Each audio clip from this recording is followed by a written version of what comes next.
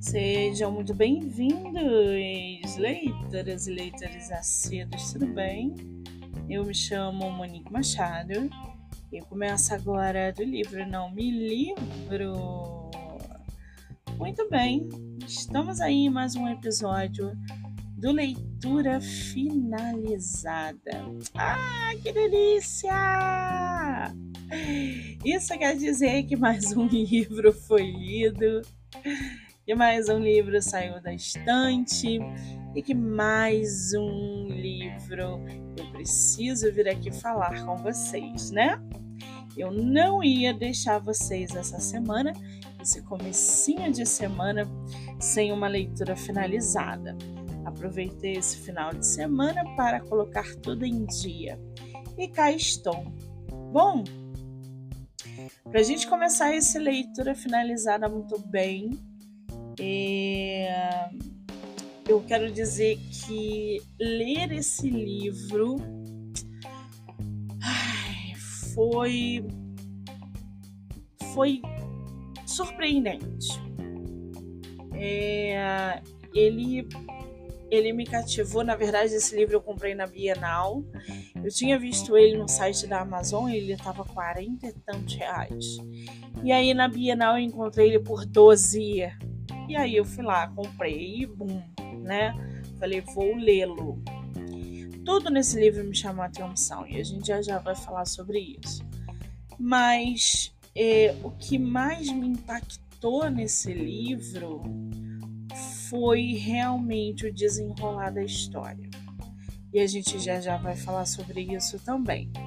Então, a gente vai começar por essa capa. Eu vou ler para vocês a sinopse, tá? E aí a gente parte para a resenha. Bom, o livro que eu estou me referindo se chama Um Dia de Cada Vez. É publicado pela Suma de Letras e escrito pela autora Courtney Stevens. Acho que é assim que fala o nome dela. Vamos começar por essa capa. Primeiro, a gente sempre começa pela capa, né? Porque eu gosto de sempre falar da capa, porque eu só compro o livro pela capa e depois pela sinopse. E aí sim, depois de ler, que eu bato o martelo se é bom, se é ruim, se suprir as expectativas ou não. E essa capa, desde o primeiro momento, ela me chamou a atenção.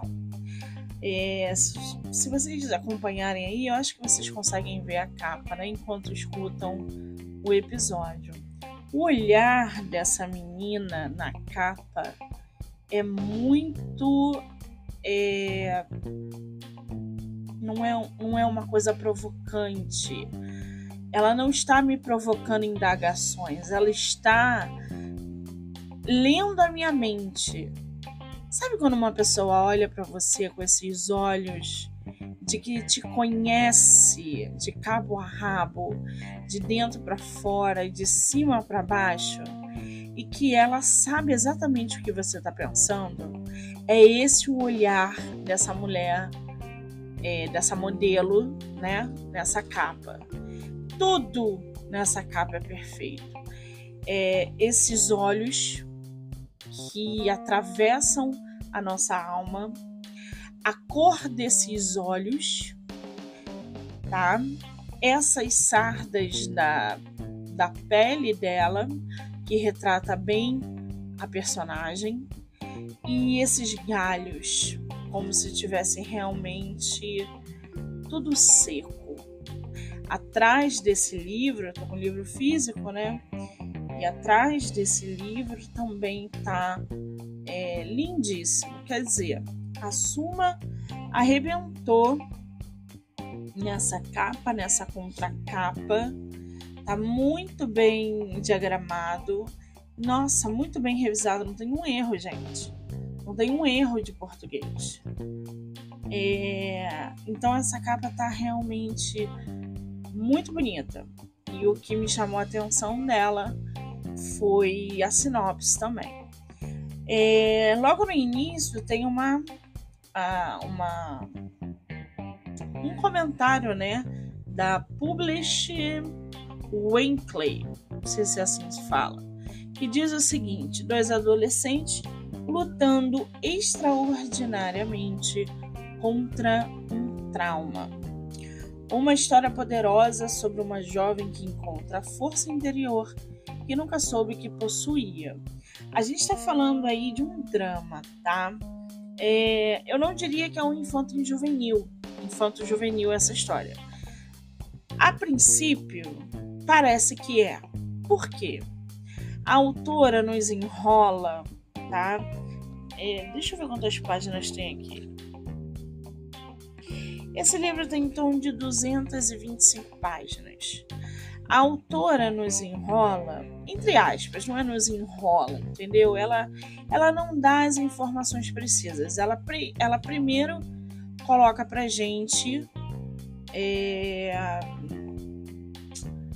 toda a base da história, a rotina de uma adolescente, o convívio familiar, social. Ela vai nos apresentando personagens, porque do meio pro fim ela só joga bomba no nosso colo.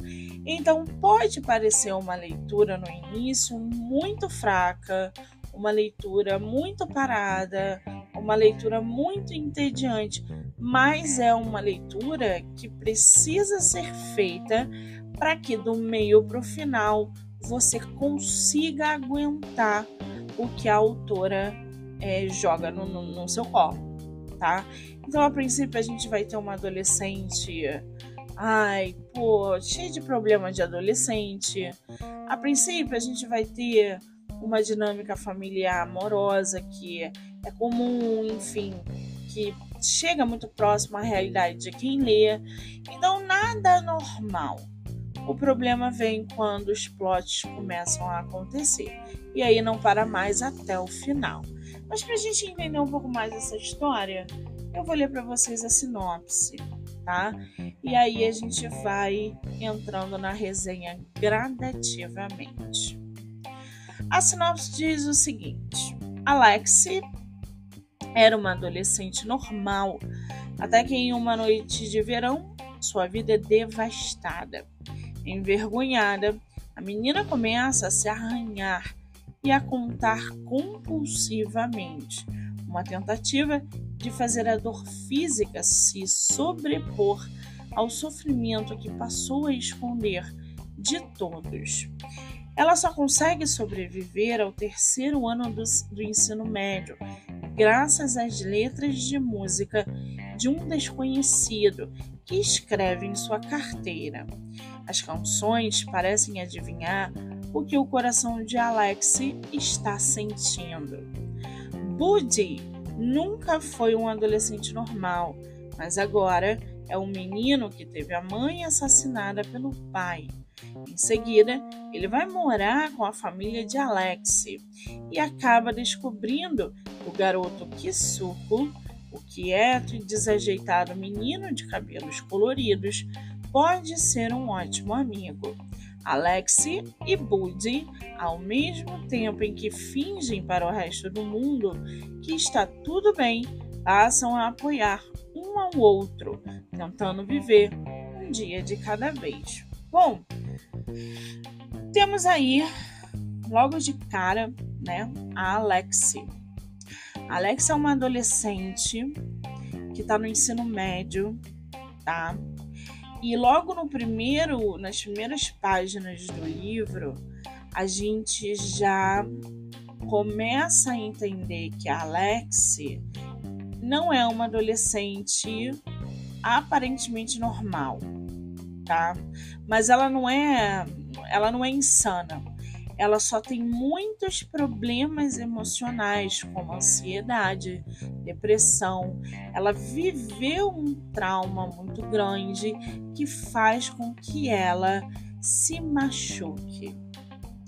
A Alex, em várias cenas, ela se corta.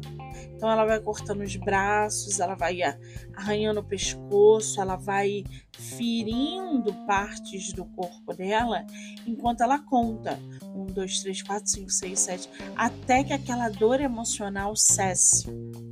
E aí ela começa a andar com roupas de manga comprida, aí a escola numa temperatura alta, cheia de casaco, porque ela não quer que ninguém veja ou desconfie que ela se corta. Então a gente já tem um primeiro dilema aí. E aí você fala, pô, deve ser só uma menina, né, que não tem uma relação boa com os pais e tal. Mas não. Ela tem os pais dela que são muito amorosos e ela tem uma irmã mais velha que inclusive tem um namorado de muitos anos. Elas têm uma diferença de idade, se eu não me engano, de 4, 5 anos. Então a irmã mais velha já namora.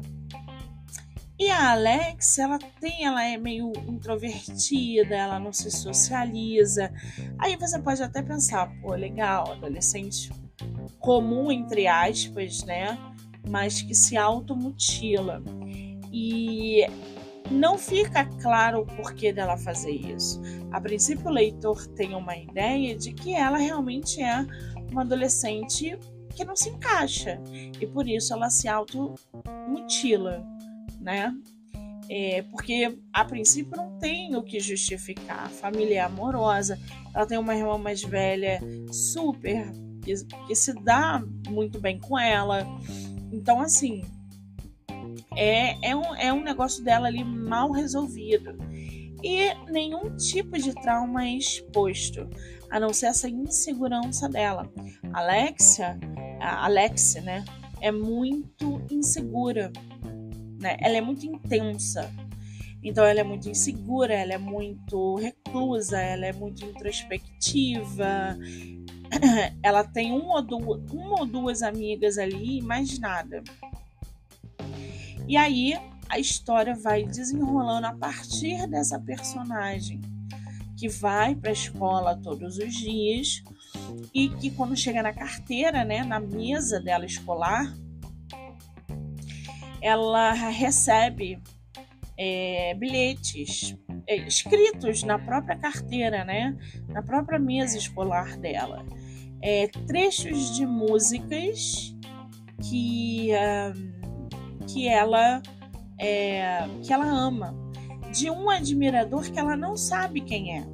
Então, para responder, ela escreve na carteira respondendo a música que ela recebeu.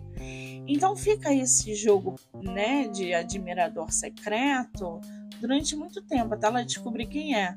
Então, todo dia ela chega lá na escola, quando ela senta na carteira dela, tem um novo trecho de música que ela ama, escrito de maneira anônima.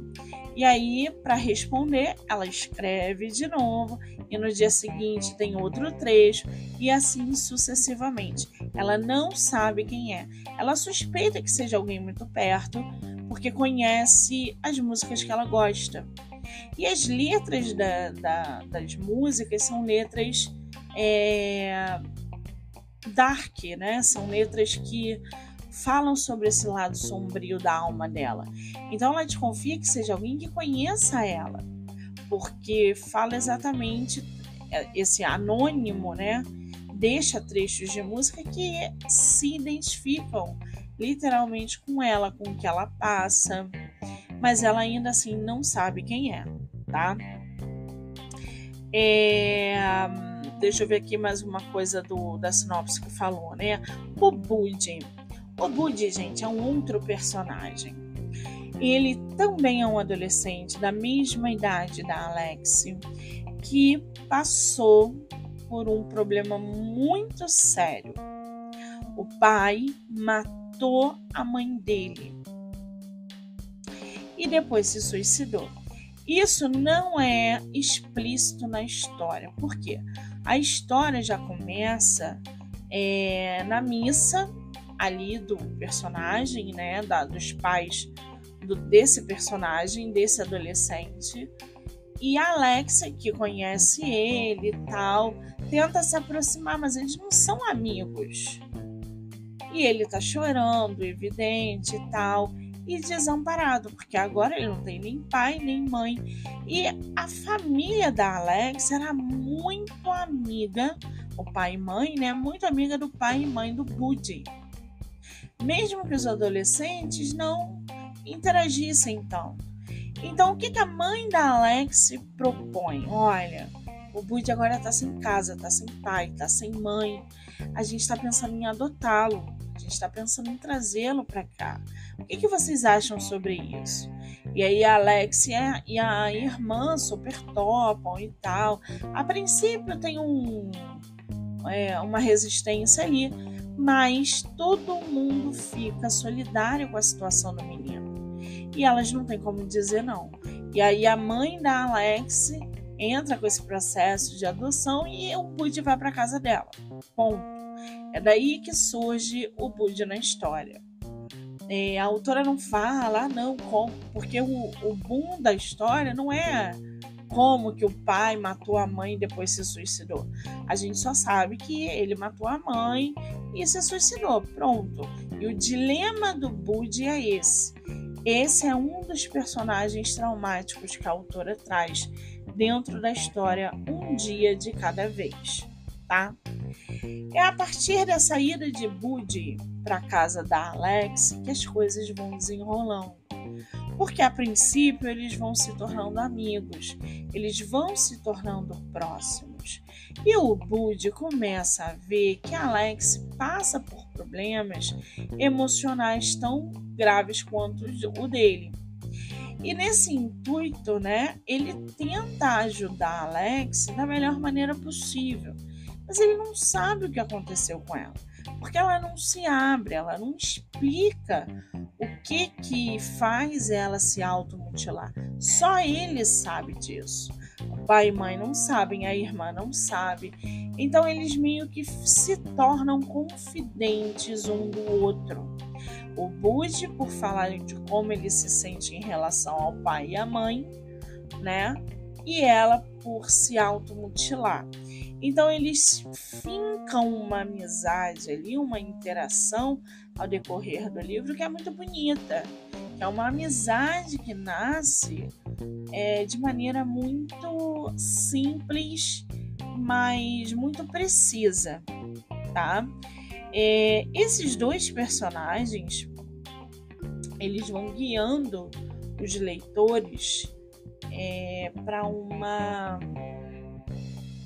atmosfera de muito drama, porque os personagens têm muito traumas, e para um cenário cheio de abusos, violência, abuso sexual, automutilação, depressão.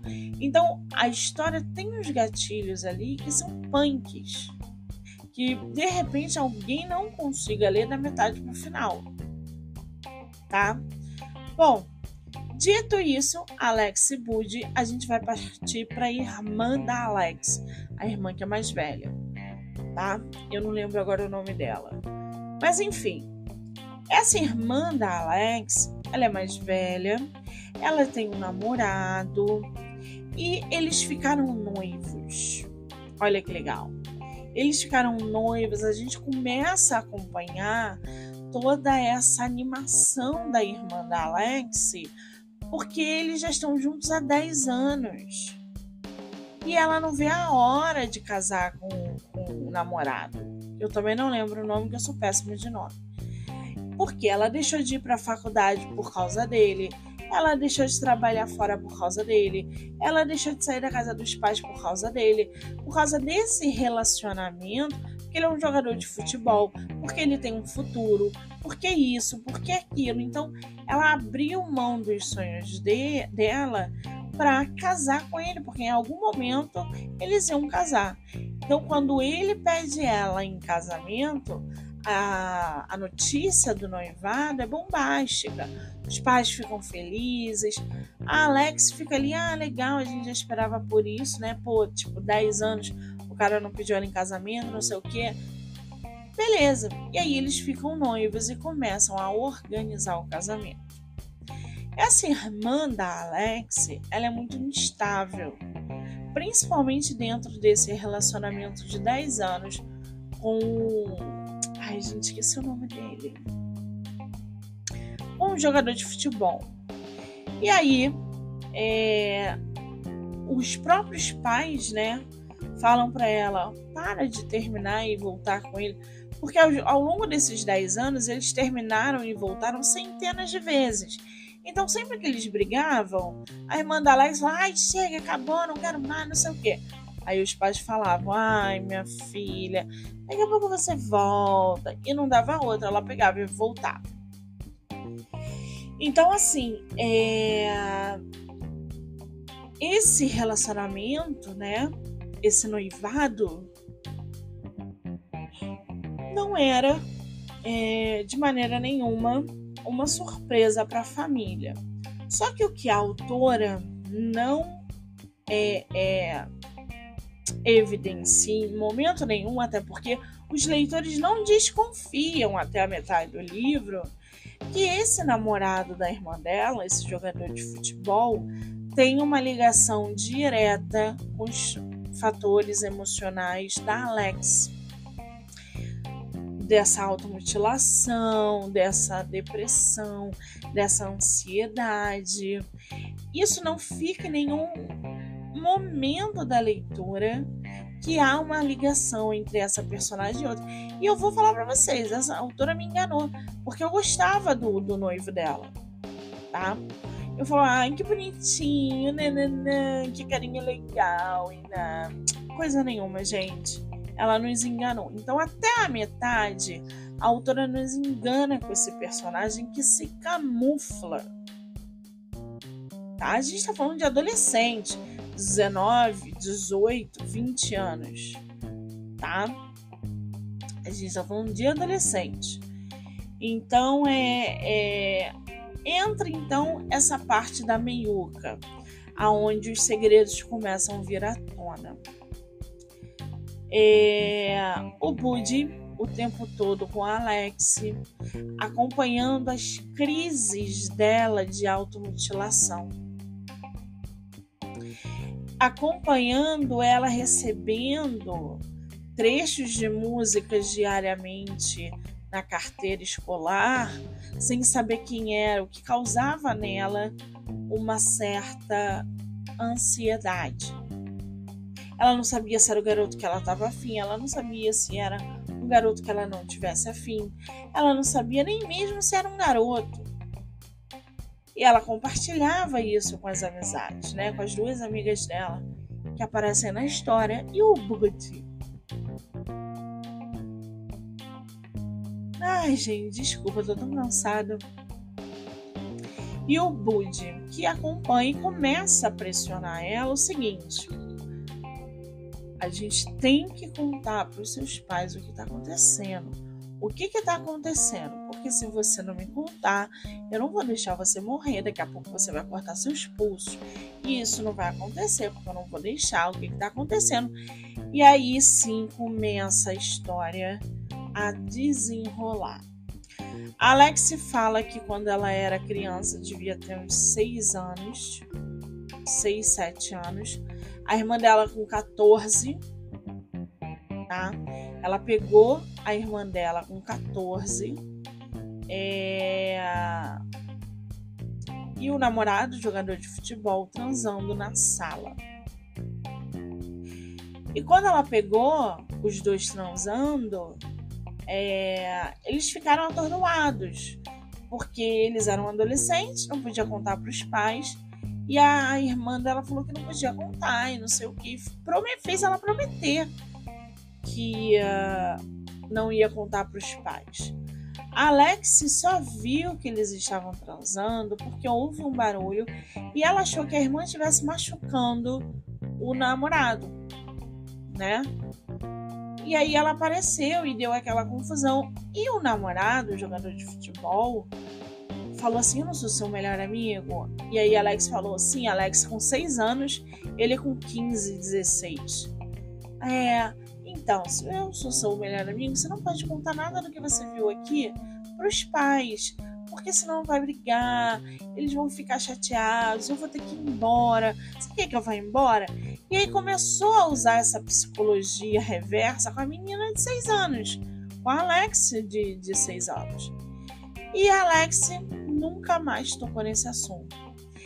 É aí que ela deixa explícito no livro como que a confiança, que a amizade, porque ela tinha esse noivo da irmã como o melhor amigo dela. Ela fazia tudo o que ele queria, tudo. Porque ele era muito, a princípio, confiável, né? Então ele falava, você promete pra mim? Porque senão eu vou ter que ir embora, você nunca mais vai me ver.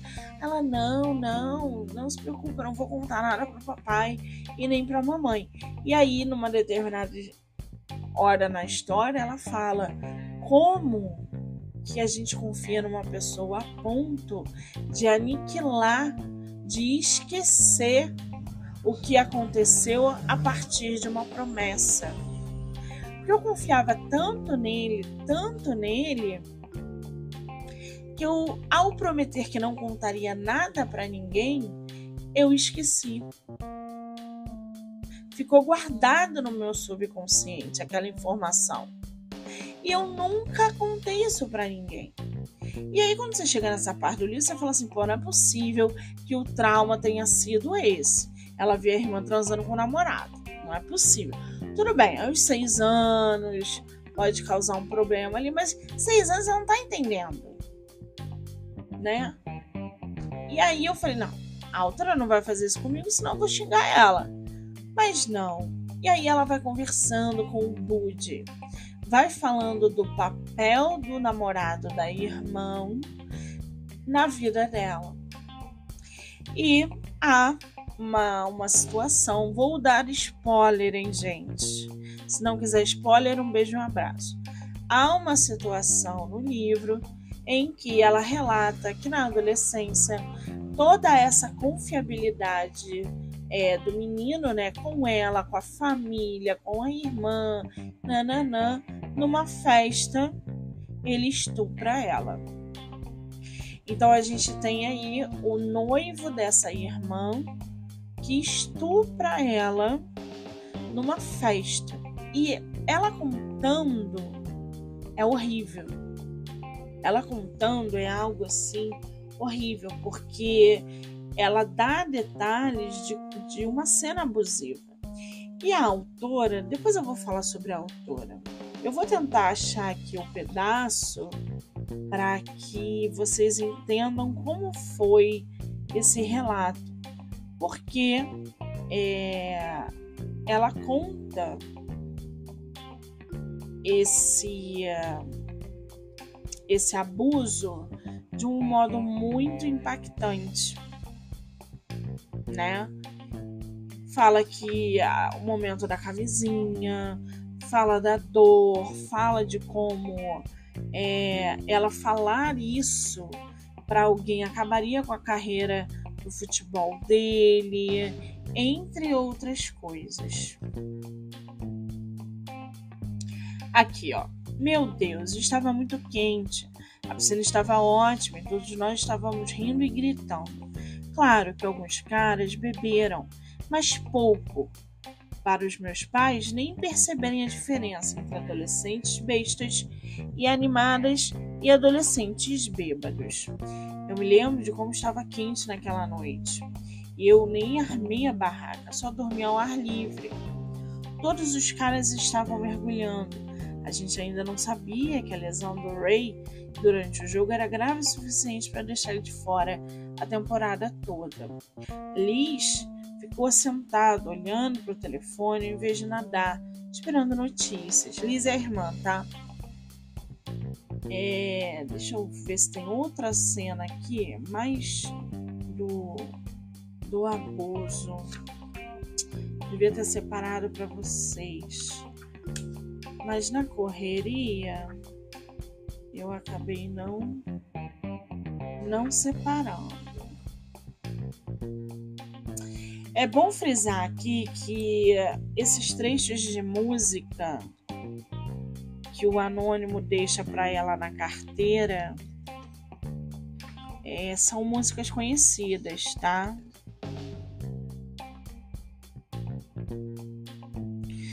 Aqui, ó. Bud respira fundo e respira fundo de novo, enquanto eu prendo a respiração. Isso me apavora, mas principalmente porque não é mais segredo só meu. Não está mais sob meu controle. Minhas mãos vão para o pescoço, arranhando, rasgando e cortando, antes mesmo de eu perceber que elas não estão mais nos meus bolsos. Lex, para! Mas eu não paro. A pele se rasga sobre minhas unhas no primeiro arranhão, partículas microscópicas e sangue. E é tão fácil quanto passar as unhas pela areia. Vou para o segundo round e arranho mais pele, freneticamente. Estou rasgando e sangrando, cada vez mais rápido, em uma raiva na qual a voz de Bud não consegue me alcançar. Isso aí é uma das crises que ela tem, tá? Eu brigo, me debato e luto com ele, desesperada, para conter meu segredo, para voltar no tempo. Um tempo em que não contei para Bud sobre Craig. Não fofoquei sobre meu melhor amigo. Estuprador. Craig me estuprou. Ele me estuprou. Eu grito na flanela da camisa do Bud e choro, gemo e me encolho de dor. Não quero que isso seja verdade. Quero contar até 23, fingir que isso nunca aconteceu e fazer as sombras desaparecerem.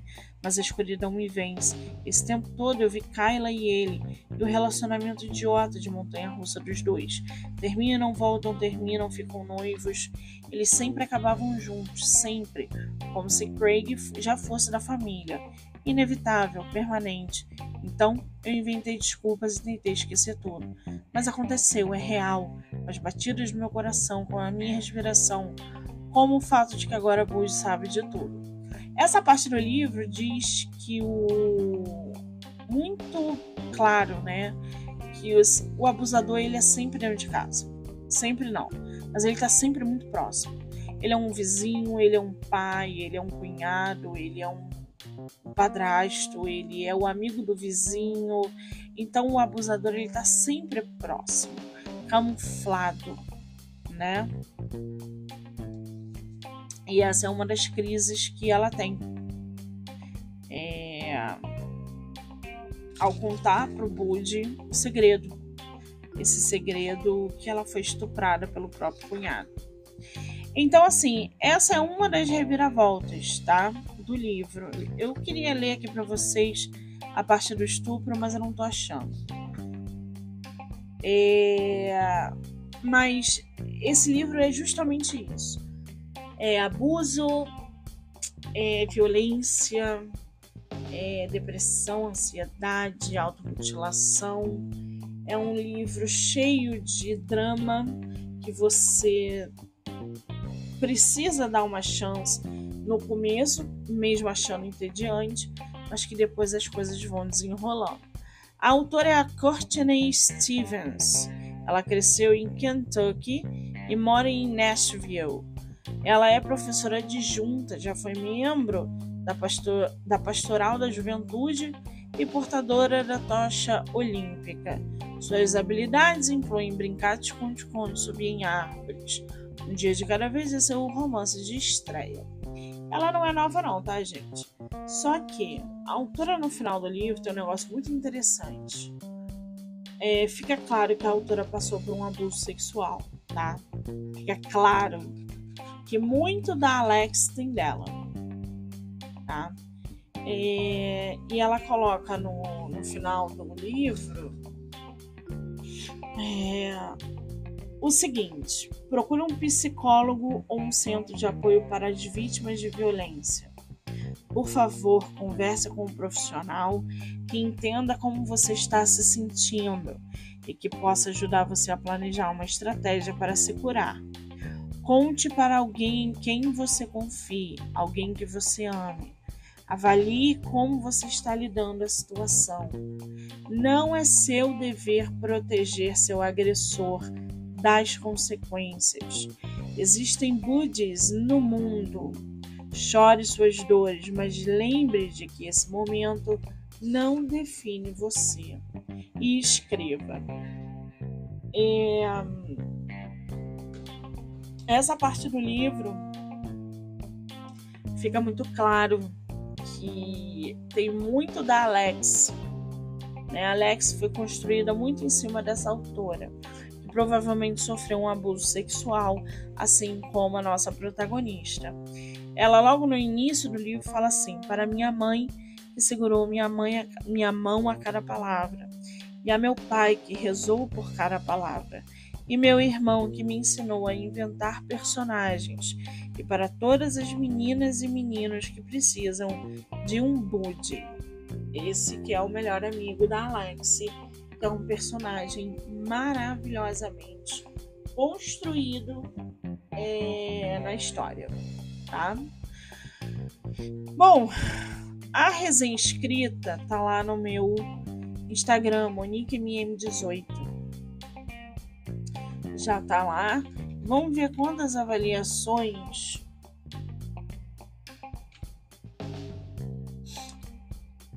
o livro tem. Um dia de cada vez. Pô, já mudaram aqui o... Caramba! Já mudaram.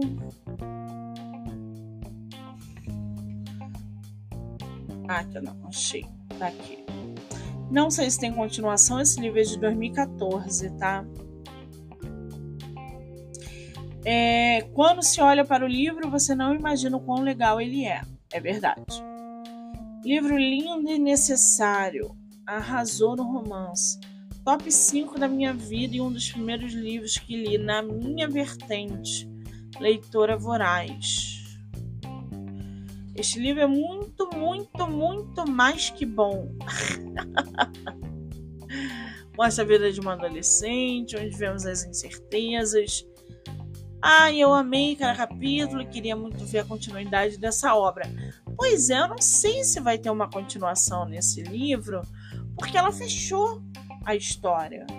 A gente sabe, né? A não ser que ela fale mais sobre a Alex no segundo volume e o romance com o Bud, porque no final a Alex descobre que quem é o anônimo dos trechos musicais é o próprio Bud. E aí eles ficam juntos. Eles têm um relacionamento ali e ela se abre para ele, né? Eles engatam um romance muito bonito.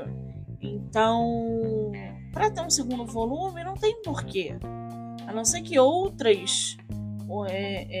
a não ser que a autora explore mais esse lado obsessor, né? Transforme esse jogador de futebol, esse cunhado, realmente um vilão carregado, e o romance dela e do Bud não dê certo. Mas eu não sei, aqui não diz nada de continuação não, tá? Deixa eu ver aqui, peraí. Não tem. Não tem. Se tiver continuação, eu vou colocar pra vocês, mas a princípio não tem não, tá bom? Então é isso, gente. Já corre lá no MoniqueMM18 para vocês acompanharem as resenhas do Leitura Finalizada. Lembrando que hoje começa mais uma semana de entrevistas com autores nacionais. Temos aí em torno de 20 a 25 autores só essa semana para trazer para vocês. Então já vai lá e assista, se inscreva, dê o estrelinho, joinha para vocês acompanharem. Tá bom, queridos e queridas? Eu vou ficando por aqui e eu trago mais leitura finalizada para vocês semana que vem. Eu sou Monique Machado e esse foi o livro Não Me Livro.